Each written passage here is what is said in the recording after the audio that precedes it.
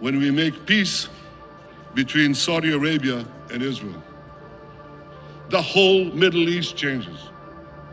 This is an extraordinary change.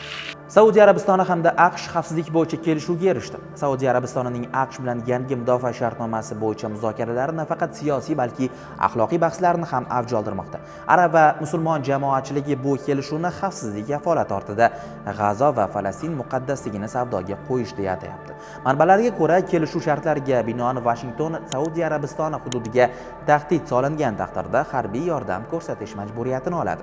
Evaziga esa Ar-Riyod AQSh siyosiy orbitasiga yanada chuqurroq kiradi, Isroil bilan normallashtirish jarayonini tezlashtirishga rozi bo'ladi.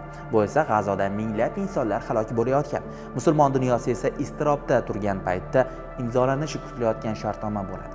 Arab dunyosidagi mustaqil tahlilchilar bu jarayonni ochiqchasiga siyosiy xiyonat deya atashmoqda.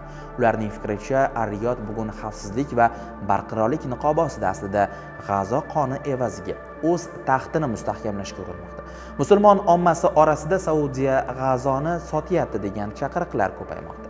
Bu norozilik ayniqsa ijtimoiy tarmoqlarda va Yaqin Sharqdagi siyosiy doiralarda kuchli rezonans uyg'otdi. Ko'plab arab sharhlovchilari bu shartnoma AQSh uchun strategik g'alaba, ammo islom olami uchun moral mag'lubiyat ekanini aytmoqda. AQSh esa bu bitimni mintaqadagi tinchlikni mustahkamlovchi qadam sifatida ko'rsatmoqda. Aslida esa bu Washington uchun Fors ko'rfazidagi harbiy mavjudlikni qonuniylashtirish, Eron va Xitoy ta'sirini toraytirish hamda Isroil manfaatlarini kafolatlash imkoniyatidir. Saudiya Arabistoni uzoq yillar musulmon dunyosining markazi, Makka va Madina qo'riqchisi sifatida diniy obro'ga ega bo'lib kelgan. Ammo bugungi diplomatik yo'nalish bu obro'ni so'ndirmoqda. Ko'plab savollar tug'ilmoqda. Agar Makka va Madinani himoya qiluvchi davlat G'azoda musulmonlar o'layotgan paytda AQSh bilan harbiy pakt tuzsa, bu qaysi xavfsizlik haqida gap ketmoqda? Bu savol hozir butun Yaqin Sharqda eng ko'p muhokama qilinayotgan masalaga aylandi.